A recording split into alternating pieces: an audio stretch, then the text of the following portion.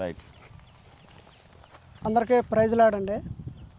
మాది రుద్రవరం, ఆంధ్ర. మాది రుద్రవరం నుంచి వచ్చిన వీడికి ఫస్ట్ సంవత్సరం వచ్చినప్పుడు అయ్యగారు చర్చి అనేది నాకు తెలియకపోతే ఇక తర్వాత బట్టీలు పెట్టిన ఇక్కడికి వచ్చి బట్టీలు పెట్టా. మనకి అంత అనుభవం లేదు కదా, అందుకనే బట్టీలు మట్టి తోలి ఏరేసాటు మట్టి తోలి ఇక బట్టీలు స్టార్ట్ చేసి మట్టి ఇవన్నీ చేసి తయారు చేశాక ఏరే వాళ్ళు ఇటుకు కావాలన్నారు. ఇటుకు కావాలంటే సరే ఇక ఇటుకు కావాలన్నారు కదా అని బట్టి ఓడదీస్తే ఇదిగో చేతికి కూడా రాలా. ఏమి నాకు తెలవక అంతా ఖరాబ్ అయ్యి ఇగో ఇటుకంతా కుప్పగూలిపోయింది మొత్తం. కంకర రాళ్ళు తప్ప ఏరే రాలా, ఇంకా ఏమి రాపోయాలకే ఇక బాధపడుతున్నా. ఇది దేనికి పనికిరావు, ఇటుక కనబడడానికి తప్ప కట్టడానికి. ఇటుకైతే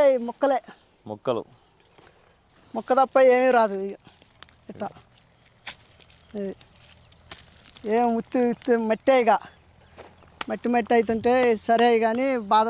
మా భార్య నేను ఇద్దరం ఇక అయిపోయింది మన పని, 8 లక్షల దాకా ఇక లాస్ వచ్చింది, అయిపోయింది మన పని అనుకొని బాధపడుతుంటే మా చెల్లెల గంధసీరి నుంచి వచ్చి, అన్న ఫలానా చాట మందిరం ఉందన్న, ఆ మందిరం కాడికి వెళ్ళు, నీకు మంచి జరిగితేనే దేవుని నమ్ముకో అని చెప్పింది. ఫస్ట్ వారం అమావాస్య రోజు పోయిన తర్వాత ఆ మందిరంలో ఏం జరుగుతుందని కొద్దిగా చూశాక ఈ మందిరం కూడా నాకు నచ్చదో, వెళ్ళిపోదాంపా, ఇక ఏడొస్తే ఏం బాగుపడిద్ది అని నేను అనుకున్నా. కానీ ఆ మందిరానికి వెళ్ళిన తర్వాత, అన్నయ్యని కలిసిన తర్వాత నాకు నిజమైన మందిరం అంటే ఇదేనని నేను అనుకొని అన్నయ్య చెప్పిండు, అయ్యా నువ్వు నీ దగ్గర ఇంకేముంది, అంతా అయిపోయిందని అంతా అయిపోయింది అన్నాళ్ళకే ఏంటి అన్న, నేను ఎవరికి ఏమీ చెప్పలేదే, అన్నయ్యకి ఎట్ట తెలిసింది అంతా అయిపోయిందని, మరి నేను ఎట్లా అన్నా బాగుపడతానా అని అన్నయ్యని అడిగితే అన్నయ్య బాబు ఒక్క సంవత్సరం నువ్వు ఈ మందిరానికి నడిచి దేవుళ్ళో లోపడి నువ్వు మంచిగా ఉంటే నీకు మేలు జరిగిద్దానండు. సరే 1 సంవత్సరం కదా, సరే వెళ్దాం, అన్ని దేవుళ్ళ కాడికి తిరిగి అన్ని శకాకులు పడి వచ్చినాం కదా, చూద్దామని 1 సంవత్సరం. ఫస్ట్ ఇక్కడికి వచ్చేటప్పుడు చేసేటప్పుడు నువ్వు క్రిస్టియనా? కాదు, క్రిస్టియన్స్ కాదు, అన్ని దేవుళ్ళల్లోనే ఉన్నాం. అన్ని దేవుళ్ళు తిరిగి వచ్చాను. మా చెల్లి చెప్పిన తర్వాతే ఈ మందిరానికి పోయినాం, అన్నయ్యని కలిసిన తర్వాతే ఇక ఇట్ట ఖరాబ్ అయిందని చెప్పినాం, అన్నీ అయిపోయినాయి కదా అని చెప్పిండు అన్నయ్య. తర్వాత మళ్ళీ ఇక వచ్చే సంవత్సరం నడమండం, సరే నడుద్దామని మేము అనుకున్నాం. వెళ్ళిన తర్వాత 1 వారంలో మాకు దేవుడు అంటే ఏంటి, ఈ మందిరం అంటే ఏంటి అనేది తెలిసిన తర్వాత మేము అదే మందిరానికి వెళ్తున్నాం. తర్వాత అన్నయ్యనే కలిసినాం, అన్న మరి నేను 2 వారాలు వచ్చినా, మరి ఎట్లా అన్నా ఏందన్నా, మరి ఈ సంవత్సరం తయారు చేద్దాం అనుకున్నా అంటే, ఖచ్చితంగా నువ్వు నా మాట వింటానంటేనే నీ కాడికి వచ్చి నేను ఏదైనా చేస్తా అన్నాడు. సరే అన్న, నేను నీ మాట నేను ఎటు గడిదాడనో వింటా అన్నా అని చెప్పా. తర్వాత నిరుడు పని స్టార్ట్ చేసేటప్పుడు, అన్నా నేను ఇట్లా స్టార్ట్ చేయాలన్నా, మరి అది నువ్వే కావాలన్నా అని చెప్పిన. సరే వస్తా కానీ మరి నువ్వు దేవుల్లోనే ఉండవా, మరి ఎటన్నా నిమ్మలంగా తప్పినావు అని అంటే, కాదన్నా నిజం పూర్తిగా మారిపోయినా అన్న అని చెప్పాక అన్నయ్య వచ్చి ఒక అచ్చు తీసిండు, ఒక బిల్ల అంటే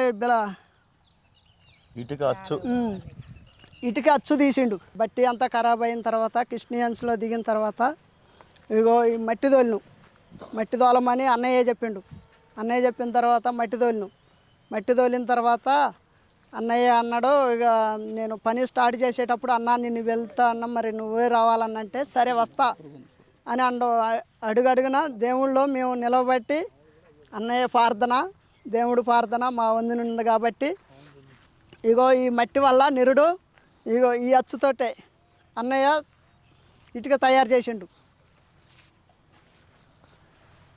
ఈ అచ్చుతోటి ఇటుక తయారు చేసిండు అన్నయ్య.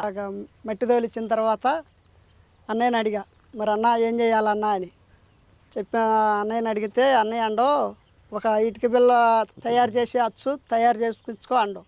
అన్న ఎలా తయారు చేయాలి అని నేను అడిగితే ఇగో ఇట్లా తయారు చేయించుకో పేరు కూడా అని పేరు కూడా చెప్పిండు. ఫస్ట్ ఏం పేరు ఉండే పేరు కూడా చెప్పిండు. అప్పుడేమో CHV ఉంది.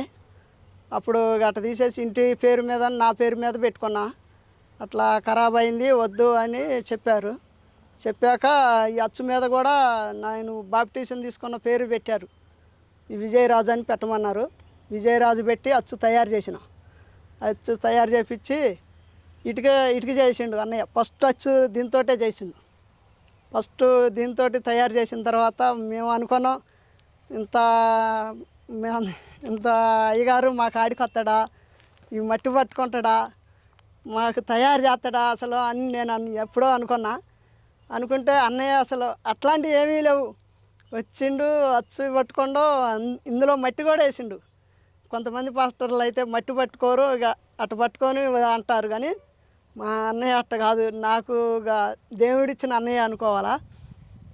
దీంతో తయారు చేసి ఇక ఇటుక తయారు చేసిన తర్వాత ఇదిగో నేను బట్టీలు ఇట్ట పెట్టుకున్నా. ఇక బట్టీలు పెట్టుకున్న కానించి ఇక ఏది తిరగలేదు. ఇక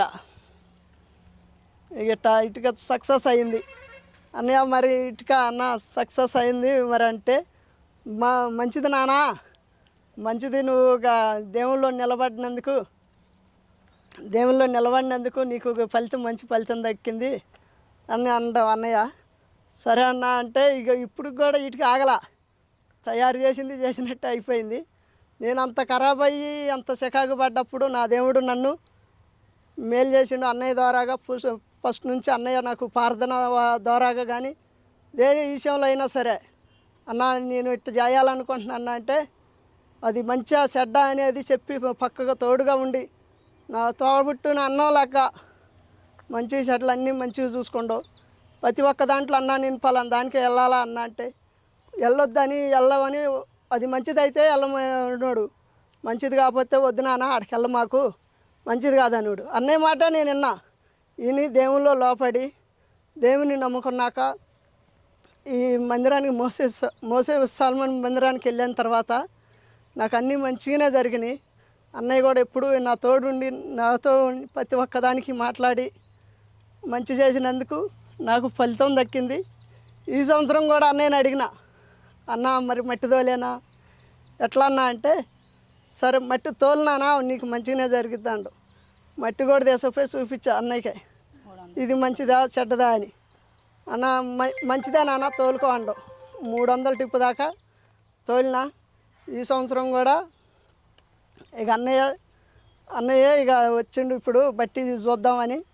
అసలు ఎట్లా సక్సెస్ అయింది ఏంది అసలు మరి ఇటుక తయారు నాకు తెలియదు. తమ్ముడు అడిగిన దానికి నేను పోయి చూసి రావాలని అన్నయ్య వచ్చిండు ఈ బట్టి కాడికి. ప్రైజ్ లార్డ్, అందరికీ ప్రైజ్ లార్డ్. నా సహోదరుడు చెప్పిన సాక్ష్యంలో వాళ్ళకి నేను చెప్పే విషయంలో వాళ్ళు చెప్తా ఉన్నారు. ఆయన రాగానే ముందు దేవుణ్ణి అడిగితే ఆయన జీవితం అంతా చూపించాడు. అయ్యా అవునా? అవునన్నా. దర్శనం ద్వారానే చెప్పినామా? దర్శనం ద్వారాగా చెప్పినావు అన్న. అంతేనా? నేను తెలుసా? నువ్వు నాకు తెలియదు, నేను నీకు తెలియదన్నా. అయితే నేను వచ్చినప్పుడు అంతా అయిపోయిందిగా ఎందుకు వచ్చినావు అనే మాట అన్నారు. వాళ్ళ జీవితం ఏంటి, ఎన్ని కష్టాలు పడ్డాడు, ఎలాంటి పరిస్థితుల్లో వచ్చినాడు అన్ని వివరంగా దేవుడు చూపించాడు. దర్శన వరం మనకు సేవకుడైన మొదటి రోజు నుంచి మాకు ఉంది, మా నాన్నగారికి ఉంది. కాకపోతే నేను ఈ వరముల విషయంలో గొప్పగా చూపించుకోవాలనుకోను. అది పెద్ద విషయం కాదు. అది దేవుడు బైబిల్లో సమయాలు గారికి ఉంది, ప్రవక్తలకి కానీ ఆయన ఇష్టపడ్డ ప్రతి బిడ్డకి ఎలీషా గారికి ఉంది, అందరికీ ఉంది. దర్శన వరము, స్వస్థత వరము, దురాత్మలు వదిలిచ్చే వరము ఇవి లేవో మన దగ్గర. ఉన్నాయన్న. ఎంతగానో పీడింపబడ్డాడు. ఎంతో 2 సంవత్సరాలు అవుతుందో చూస్తూనే ఉండను. ఒక రోజుకి 70-80 మందికి పైన రకరకాల వ్యాధిగ్రస్తులు, దురాత్మలు పట్టిన వాళ్ళు, అనారోగ్యాల్లో ఉన్నోళ్ళు, నష్టపోయిన వాళ్ళు వీళ్ళందరూ వస్తూ ఉంటారు. మాకు కొత్త కాదు. కాకపోతే దీన్ని చూపించుకుని డబ్బు సంపాదించుకోవడానికో దేనికోసమో దేవుడిని అవమానపరచడం కరెక్ట్ కాదు. ఎందుకంటే హెచ్కేల్ గ్రంథంలో రాయబడి ఉంది, నా చారడు ఎవల కోసము, గోధుమల కోసం, రొట్టె కోసము నా నామమును అవమానపరుస్తున్నారు అబద్ధ ప్రవక్తలాగా అంటున్నాడు దేవుడు. ఆయన ఎంత బాధపడుతుండొచ్చు. నువ్వు నమ్ముకున్నది వ్యాపారం చేసుకోవడానికి, బతకడానికి నా సహోదరుడు బతుకు తెరువు లేకుండా అప్పుల పాలై వచ్చాడు. అవునన్న. అప్పులు పాలయ్యి ఆ రోజు చనిపోదాం అనుకున్నాడు. యాక్చువల్లీ చనిపోదాం అనే చివరి ప్రయత్నం ఎవరో చెప్తే ఆ మందిరానికి వచ్చిండు. అయ్యా అవును, మా చెల్లి చెప్తేనే ఆ మందిరానికి వెళ్ళిన. అప్పటికే అంతా అయిపోయింది ఆయన ఒకప్పుడు ఆ మందిరాన్ని మన అడుగు రానప్పుడు 2 సంవత్సరాలు దాటిపోయింది. అక్కడికి రానప్పుడు భయంకరమైన పూజలు, భయంకరమైన కార్యక్రమాలు, భయంకరమైన ఎన్నో చేసిండు. కానీ ఆయన మొక్కని దేవుడు లేడు. చేయని ప్రయత్నం అంటే ఏదీ లేదు. అన్ని ప్రయత్నాలు చేసిన. నేను పెట్టిన ప్రతి సంవత్సరం లాసే. ఇక్కడ దేవుణ్ణి నమ్ముకున్నాకే నాకు ఈ అన్నయ్య తోడుండి దేవుణ్ణి నమ్ముకున్న తర్వాత నాకు ఈ మంచి జరిగింది. నేను అది కూడా చూస్తున్నా, చాలామందికి చూస్తూ ఉంటాను నేను. ఎందుకు నువ్వన్నీ నమ్మేది? దేవుడు అనేది నిరూపించడానికి దేవుడు అయితే దేవుడు మేలు చేస్తాడబ్బా, ఇది కన్ఫర్మ్. నిజం అన్న. నేను ఒకటే మనిషికి నేను అతనికి చెప్పిన, అయ్యా నువ్వు ఒక్క సంవత్సరం మందిరానికి రా. ఒకరోజు ఏదో నేను ఇట్లా చేసినాను మాయలో మర్మదలాగా రోడ్డు మీద షోలు చేసినట్టు కాదు, కానీ ఒక్క సంవత్సరం యేసయ్య నమ్ముకో. ఇంతమందిని నమ్మినొక దేవుడు ఇంకొక దేవుడు నమ్మకూడదా? ఇదేని అడిగింది. అంతే అన్న. ఇంతమంది దేవుడు నమ్మినోక ఇంకొక దేవుడు నమ్మి ట్రై చేయకూడదా? ఆయన నీకు మంచి అనిపిస్తే నమ్ము, అంతేగాని నువ్వు బాప్తిజం తీసుకో, నువ్వు ఇది మారు అది మారు అట్లాంటి ఏమీ లేదన్న. బాప్టిజం తీసుకోమంటాం కానీ మారు అంటాం కానీ ఇగో ఇట్రా అట్రా ఈ అయ్యి అని కూడా ఏమీ లేదు. ఏమి చెప్పలేదు. పోనీ వేలకు వేలు డబ్బులు అది లేదన్న. ఈ డబ్బులు అడిగే లేదన్న. అందరు సేవకుల్లో లెక్క కాదన్న. ఏమీ లేదు. నాకు తెలిసి చేసేది దేవుడు, ఆయన కంపల్సరీ చేస్తాడు. యేసయ్య అంటేనే మంచి దేవుడు. నా సహోదరుడు కన్నీరు నాకు కనపడుతున్నప్పుడు నా దేవుడికి కనపడదా? ఆయన నిజమైన దేవుడు కాదా? నిజమైన దేవుడు. భార్యాభర్త పూర్తిగా ఆగమైపోయినాం అన్న అని బాధపడి దుఃఖంలో ఉన్నారు, బాధలో వచ్చారు. ఒక్కసారి దేవా వాళ్ళని చూడమని మనసారా మనం చేసే ప్రార్థనలో దేవుడు లేడా? ఉన్నాడు. ఆ ప్రయత్నంతో నేను అడిగిన, తమ్ముడు బ్రదర్ నా మాట వింటావా నువ్వు? నేను నిన్ను రక్షించుకోగలను, నీ కార్యం దేవుడు చేస్తాడు. నేను ఎన్నో అద్భుతాలు చూస్తా ఉన్నా, నీ జీవితంలో చూస్తావు. నేను ఖచ్చితంగా నువ్వు గెలిచి నువ్వు సంతోషంగా ఉన్న సాక్ష్యం నేను చెప్పిస్తా అని సంవత్సరం క్రితం చెప్పిన. అవును చెప్పారన్న. గెలిచిన తర్వాత సంవత్సరం నడిచిన గెలిచిన తర్వాతే నీకు సాక్ష్యం కానీ ఏదైనా నేను చూపిస్తా అప్పుడు అని అన్నాడు. లేకపోతే నువ్వు వచ్చిపోయిన డబ్బులు కూడా ఇస్తా అని చెప్పిన. ఛార్జీలు కూడా ఇస్తా, నీకు ఎంత ఖర్చు అయితే అంత ఇస్తా అన్నారు. నువ్వు ఏ గుడి కావాలంటే ఆ గుడి పెట్టుకో, నేనే డబ్బులు ఇస్తా. ఎందుకంటే నేను ఓడిపోయినా ఒప్పుకొని నువ్వు గుడి పెట్టుకోవడానికి డబ్బులు ఇస్తా అన్న. అవునా? అవునన్న. అంతే అంతే. నేనే నిజంగా యేసయ్య ఓడించినప్పుడు ఎందుకు, కానీ నేను ఇంకోటి కూడా చెప్తాను. దేవుడు బిడ్డలు మంచిగా వింటారు ప్రార్థన మాట. ఏ విషయమైనా సేవకుడితో వెన్నంటి నడిచారు. ఎప్పుడు మందిరం కన్నా ఏది ముఖ్యం కాదని చెప్పేసి నమ్మకంగా ఉన్నారు. 41 రోజు ఉపవాస ప్రార్థనలో నేను ఎలా ప్రార్థన చేసుకుంటానో దేవుడి దగ్గర, ఉదయాన్నే భార్యాభర్త కూడా అలాగే వచ్చి మందిరంలో ఉండి పరిశుద్ధంగా పొద్దున్నే 5:30 పని ఇక్కడ మొదలు పెట్టకముందే 5:30, 6ంటికి వచ్చి ప్రార్థన చేసుకొని అన్యులు. నేను ఎంతో మంది క్రైస్తవులకు చెప్తున్నా, నీకు దేవుడి మీద ప్రేమ లేదు. ఎందుకంటే అన్యులే ఎక్కువ నమ్ముతారు కాబట్టి వాళ్ళు బాగుపడతారు. కారణం ఏంటి అంటే, దేవుడు అంటే ఎంత ఇష్టపడాలో వాళ్ళని చూస్తున్నప్పుడు నాకు అనిపించింది. వాళ్ళు వచ్చి దేవుని దగ్గర ప్రార్థన చేసుకొని అక్కడ పెట్టుకొని క్యాండిల్ పెట్టి కళ్ళు మూసుకొని దేవుడి దగ్గర గోజాడుతుంటే నా మనసుకి ఎంత అయినా కరుగుద్దునా నా యేసయ్యకి. వాళ్ళకి చెయ్యాలనిపిస్తుంది. అడుగడుగున నన్ను అడిగి ప్రతి ప్రశ్నలో, ప్రతి ప్రార్థనలో, ప్రతి పనిలో. ఈరోజు ఇది మాది 3వ బట్టి అనుకో, 3వ 4వ 5వ బట్టి ఇది మాది. ఇలా చేయటం అది అమ్ముడు పోవటం, ఇలా చేయటం అలా అమ్ముడు పోవటం. అసలు ఆగటం అనేదే లేదు. ఎంత బాగుంటుందంటే, నేను కొన్ని తీసుకెళ్తే అక్కడ మేస్త్రిని అడిగిన, ఇంత మంచి ఇటుక మేము చూడలేదన్నా, 3 అంతస్తులు మేము చేసినా కానీ పగలట్లేదు, ఈ భలే ఉందన్న బట్టి ఇటుక. నేను నా పర్సనల్గా చెప్తున్నా ఇదే ఇటుక గురించి. విఆర్జేది, అంతకుముందు సిహెచ్వి అని ఇంకోటి ఉంది అక్కడ పాతది. ఆయన అప్పుడు ఇదే ఆయన పర్సన్ చేశాడు, ఇప్పుడు ఆయనే చేస్తున్నాడు. కానీ ఆ సిహెచ్విలో లేనిదేంటి, విఆర్జీలో ఉన్నదేంటి? అదే భూమిలో ఉన్నాం, అదే సైట్లో ఉన్నాం, అదే మనిషి చేస్తుండో. సిహెచ్విలో లేనిదేంటి, విఆర్జీలో ఉంది ఏంటి? ఇక్కడ ఉన్నది అభిషేకం, దేవుడు. ఇక్కడ లేనిది అది. ఇది పనికి రాకుండా అయిపోయింది. ఎట్ట పెడితే అటు ఏమీ లేదు, తినేపతి. చూడు లోకం. ప్రార్థన బలం లేకపోతే మనిషి బతుకు కూడా ఈ మట్టి లాంటిదే నాన్న. పెద్దగా ఏం కొత్తగా చేయనవసరం లేదు. దేవుడు అంటే బలం, దేవుడు లేకపోతే బలహీనత. ఈ చిన్న విషయం లాజిక్ చాలామందికి చెప్పడానికి, అర్థం చేసుకోవడానికి ట్రై చేస్తూ ఉంటారు. కానీ ఈ రోజుకి కొంతమంది క్రైస్తవులకు కూడా అర్థం కావట్లా యేసయ్య ఏంటి అని. కానీ నా దేవుడు, నా దృష్టిలో అన్యులైనా సరే, లోకంలో ఉన్నవారైనా సరే, దుఃఖంలో ఉన్నవారైనా సరే, మరణించబోయేవారైనా సరే, అయ్యా మన మందిరంలో జరిగే స్వస్థతలు ఇవన్నీ నిజమా? నిజమే అన్న. అన్ని నిజమేనారా? అన్ని నిజం. నిజమేనా బంగారం?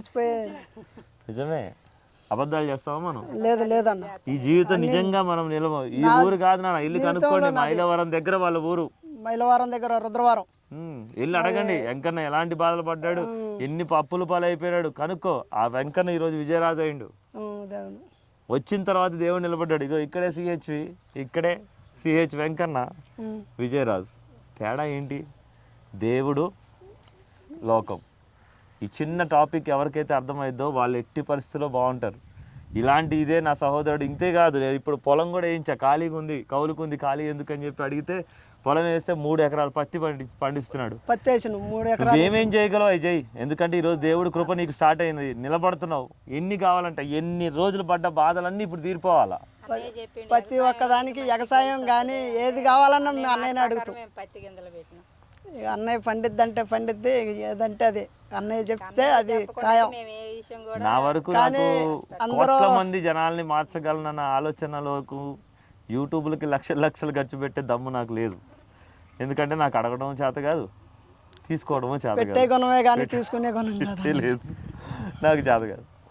సో నిజాయితీగా ఉన్న ఒక్కళ్ళు వచ్చారు, ఒక కుటుంబం, ఒక సహోదరుడు దుఃఖంలో ఏడ్చుకుంటూ వచ్చిన ఆ తండ్రి కనుక అదే అప్పుల్లో ఏమన్నా అయితే ఇద్దరు పిల్లలకి ఏం సమాధానం చెప్పాలి ఆ తల్లి? అమ్మ అవునా కదా? ఒక ప్రాణం నిలబెట్టుకున్నా ఉండలేకపోయేవాళ్ళం మేమైతే. ఎంత నష్టపోయిన ఏంది, మాకు అక్కడ ఊళ్ళో ఇల్లు దొరకలే మాకు ఎక్కడ కిరాయికి. ఇక దొరకకపోతే ఇక్కడ చూసుకుంటా ఉండాలంటే మాకు ఎంతో ఇబ్బందిగా ఉండేది. ఏంది అసలుకి ఎందుకు ఈ పరిస్థితి అని మాకు అనిపించింది. అదే దుఃఖంలో నా చెల్లి పోనీ నా భర్త కష్టం చూడలేకపోతున్నాను, ఆ సహోదరి ఏమన్నా అయితే నిన్న మొన్నటి దాకా మేము ఎవరో తెలియదు, కానీ ఈ రోజు ఒకళ్ళంటే ఒకళ్ళు ప్రాణం ఇచ్చేంత ఆత్మీయ బంధం ఉంది. ఏం కాదు, ఇప్పుడు మనకి నష్టం జరిగిందంటే ఇంకొకసారి మేలు ఉంటుంది అనుకున్నాం. నా మందిరమే పెద్ద కుటుంబం అయింది. నాకు తోడుగా నీడగా ఉండి మా అన్న ఉండి నాకు పెద్ద సంఘం ఉంది. నా ఎప్పుడు ఎవరు ఫోన్ చేసిన అన్న ప్రైజ్లు ఆడన్నా అంటే పలకరించే వాళ్ళు లేరులే అనుకున్నా. నాకు ఇంకా పెద్ద సంఘం. నా వరకు నా కోరిక అదే, ఎడ వచ్చినప్పుడు ఉత్తుగానే వచ్చినాం, పోయేటప్పుడు ఉత్తుగానే పోతాం. కానీ దేవుడి దగ్గర మాత్రం కొంత తీసుకొని వెళ్ళాలి, కొన్ని జీవితాలను నిలబెట్టి వెళ్ళాలి. చెప్పేటప్పుడు కూడా అదే చెప్పాలి. తల్లి అవునా? ఎన్ని బాధలు పడ్డారు అమ్మ నాన్న? చాలా బాధలు పడ్డారు.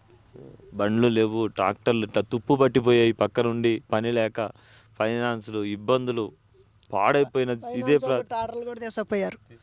ఇక అంతా లాస్ వచ్చి అన్నీ చేసేళ్ళకే టాటర్లో 2 టాటర్లు పోయినాయి. ఒక టాటర్ పోయింది, కొనుక్కున్న ఒక టాటరే మిగిలింది. ఆ ఒక్క టాటర్ తోటి ఇక నిమ్మలంగా ఇక అన్న చెప్పిన ప్రకారంగా ఇక నిమ్మలంగా నడుస్తున్నాయి. ఇక అన్నయ్య చెప్పింది. ఇన్ని 5 బట్టీలు అమ్మారు, కానీ ఆ ఇద్దరు భార్య భర్త రెక్కల కష్టమే, ఒక కూలోడు కూడా లేడు, వాళ్ళే కష్టపడ్డారు పాపం. పెట్టేదానికి దమ్ము లేదు, ఒకళ్ళు డబ్బులు ఇవ్వడానికి కూడా చేతిలో లేవు. తీసుకొచ్చి వాళ్ళని ఇబ్బంది పెట్టి మనం వాళ్ళతో మాట్లాడటం ఎందుకని ఈ సంవత్సరం మేమే కష్టపడదాం అనుకున్నాం. దేవుడు ఇచ్చిన శక్తితోటి మేమే ఇటుక తయారు. ఏం తిన్నారో ఏం తాగారో తెలియదు, కానీ ఖచ్చితంగా ఇక చెయ్యాలి అన్న అంటే చెయ్యాలి. నా కోరిక కూడా అదే. అయ్యా నువ్వున్నావు అంటే నిరూపించు. నా దేవుడు నిరూపించాడు, యేసుక్రీస్తు ప్రభు నిరూపించాడు. అయ్యా అవునా? అవునా? యేసు ప్రభు నా ఎంట తోడుండి నన్ను నడిపించి ఇక్కడ దాకా నిలబెట్టిందంటే ప్రభు దయే. నా కోరిక, నా లక్ష్యము నేను ఎప్పుడు ఒకటే చెప్తాను. ఆల్రెడీ గొప్పోడు, 1 కోట్లు ఉన్నోడు, లక్షలు ఉన్నోడు, సెటిల్ అయినోడు, వాడిని నిలబెట్టడం కాదు విశ్వాసం అంటే. నీకు చేతనైతే కోత విస్తారంగా ఉంది, కోసి చూపించు. ఆ చర్చికి పోయేవాడు నువ్వు నా చర్చికి రా, ఈ ప్రార్థనకు పోయేవాడు నువ్వు వీడికి రా. ఇది కాదు క్రైస్తవత్వం అంటే. యేసయ్య అసలు ఆ క్రైస్తవత్వాన్ని ఇష్టపడలేదు, కానీ ఈరోజు ఇండియాలో క్రిస్టియానిటీ మొత్తం అటే పోతుంది. నా సహోదరుడికి అసలు చర్చినే తెలియదు. అసలు ఫస్ట్ నుంచి నాకు అసలు చర్చి అంటేనే ఏంటో తెలియదు. ఇక అందరూ పోతున్నారు కదా నేను అని అనుకున్నా తప్ప ఈ చర్చి, ఈ దేవుడు మంచిగా ఉంటాడో, ఈ దేవుడు మనకి కోరికలు తీర్తాడు, ఈ ప్రభుని నమ్ముకుంటే మంచి జరిగిద్ది ఆలోచనే లేదు. ఎంతప్పటికీ ఆ దేవుడు అంటే ఆ దేవుడికి పోవటం, ఈ దేవుడు అంటే ఈ దేవుడికి అడిగి పోవటం, కొబ్బరికాయలు కొట్టడం, కోళ్ళు కొయ్యటం, ఏటపోతలు కొయ్యటం, ఇవన్నీ చేస్తున్నా కానీ ఫలితం ఏమి ఉండట్లా. ఇక తర్వాత అన్నీ అయిపోయినాయి. అన్నీ అయిపోయిన తర్వాత దేవుళ్ళు నేను యేసు ప్రభుని నమ్మాలి అంటే అన్న నువ్వు పలానా చాటకాడికి పోవు, అది నీ దేవుడు నీ తోడుండి ఆ అన్న నీ తోడు ఉంటాడో, నీకు నమ్మకం కలిగితేనే ఆ దేవుని నమ్మన్నాక ఈ కొబ్బరికాయల కోళ్ళు ఇవన్నీ ఎందుకు సికాకు అని దేవుళ్ళో పోయిన తర్వాత దేవుడు నన్ను స్వస్థతపరిచిండు. ఎందుకంటే ఈ బట్టీలు ఇట్లా తయారవటానికి కూడా దేవుడి వల్లే, దేవుడి కృప వల్ల నేను నిలబడ్డా. అందరూ ఎంతో ఆ చర్చిలో ఎన్నో ఇక కార్యాలు మంచి మంచి కార్యాలు మంచి మంచి గొప్ప ఈ సాక్ష్యాలు వింటుంటే నాకు అబ్బా ఇంత సాక్ష్యాలు ఉంటాయి అనుకున్నా పోయేటప్పుడు, ఇంత గొప్ప జరిగిద్దా అనుకున్నా నేను పోయిన కొత్తలో. నాకు కూడా తెలియదు ఇట్లా జరుగుతాయి అని. తర్వాత నడవంగా నాకు దేవుడు నా ఎంత ఉండి నన్ను నడిపించి నన్ను నిలబెట్టి ఈ కాడికి అన్నయ్య ద్వారాగా, అన్నయ్య ప్రార్థన వల్ల, అన్నయ్య మాట వల్ల నేను దేవుళ్ళు నిలబడటం వల్ల నాకు ఈ సక్సెస్ కొద్దిగా వచ్చింది. 300 టిప్పులు మళ్ళీ మట్టి తోలుకున్నా నేను. 300 టిప్పులు అంటే 3 లక్షల రూపాయలు అయ్యాయి. నా కాడ రూపాయలు లేవు. 3 లక్షలు పెట్టి మట్టి తోలుకున్నా. ఇగో బట్టి ఉంది. వచ్చే సంవత్సరానికి మళ్ళీ వచ్చే 30 లక్షలు సంపాదించాల. 1,00,000 రూపాయలు లేకుండా 10,000తోనే మొదలు పెట్టించిన నాన్న. 10,000తోనే ఈరోజు మేము దాదాపు ఒక 5 లక్షలు చేసినామా? 2 లక్షలు చేసిన. 2 లక్షలు ఈరోజు బట్టీలు అంటే లాభం కాక ఒక 4 బట్టీలు అయినాయి కదా మరి. 4 బట్టీలు మేము ఒక 2-3 లక్షలు 10,000తో తీసినాం. ఈరోజు 3 లక్షలతో మళ్ళీ మొదలు పెడుతున్నాం. 30 లక్షలు అవ్వాలి. నిజంగా ఎందుకు అవ్వకూడదు? మనం ఏం చేస్తున్నాం? నీతిగా ఉంటున్నాం, పరిశుద్ధాత్మతో ప్రార్థన చేస్తున్నాం, యేసయ్యని నమ్మినాం, ఎందుకు చేయం? అవునా కదా? నీతిగా ఉంటే యేసు ప్రభువుని నమ్ముకున్న వాళ్ళు నీతిగానే బతుకుతారు. ఏడుండా సక్సెస్ అయితేనే ఉంటారు. వాళ్ళని ఎవరు ఏమీ చేయలేరు. ఆ ప్రభువుని నమ్ముకున్న తర్వాత వెనక ఆడేదే లేదు, వెనక దగ్గేదే లేదు. దగ్గినా ప్రభు నిన్ను దగ్గనేడో, ఒకళ్ళకి లోపడనేడో. ఆమేన్. గట్టిగా చప్పట్లతో దేవుని స్తుతిద్దాం. ఆమేన్, హల్లెలూయా. ప్రార్థన చేద్దాం. నా ప్రియమైన సహోదరులారా, నేను కూడా అడుగుతున్నాను, నమ్మకమైన పరిచర్య ఇటువంటి సాక్ష్యాల్ని అభివృద్ధి చేయండి. పనికిరాని సేవకుల్ని మోసం చేసే వాళ్ళని ముందుకు తీసుకెళ్ళటం కాదు, కానీ న్యాయమైన వాళ్ళు మనలాగా ఎక్కడెక్కడ ఉన్నారో తెలియదు. మన విషయంలో కూడా మనం పెడుతున్న వాటన్నిటిని సాక్ష్యాలని మీరు కూడా బలపరిచి చాలామంది దుఃఖంలో ఉన్న సేవకుల్ని, విశ్వాసుల్ని, అన్యులని, రోగగ్రస్తుల్ని, పడిపోయిన విశ్వాసుల్ని అందరికి కూడా ఈ యొక్క సాక్ష్యాలను మీరు అందించండి. దేవుడు మీ కుటుంబాలను కూడా దీవించును గాక. ఆమేన్. మహాపరిశుద్ధ తండ్రి, గొప్ప దేవసే, నా సహోదరుడు, నా సహోదరి ప్రభావ, మీరు ఇచ్చిన నాకు రక్త సంబంధం బట్టి స్తోత్రమయ్య. మేము ఇంకా బలపడి ప్రభావ తండ్రి, ఈ సంవత్సరం నేను ఏదైతే అడిగి ఉన్నానో 30 లక్షల రూపాయల ఆస్తి ప్రభావ తండ్రి, మీరే అనుకోకుండా వారే మళ్ళీ నేను నిలబెట్టి సంతోషంగా చెప్పేటట్టు పైన అద్భుతంగా ప్రభావ తండ్రి 8 మందితో ఇంకా పైన ఈ పని ముందుకు వెళ్ళబోతుండగా ఆ 8 మందితో అతి సులువుగా తండ్రి వేసే ఎంత పని చేస్తే అంత ఆశీర్వాదం వారికి వచ్చే విధంగా ఆగిస్తామని, వాళ్ళని తిరుగులేని వ్యాపారంలో బలపరచమని, పొలంలో, వ్యవసాయంలో, సమస్త విషయాల్లో బలపరచమని యేసు నామములో అడుగుచున్నాము తండ్రి. ఆమేన్.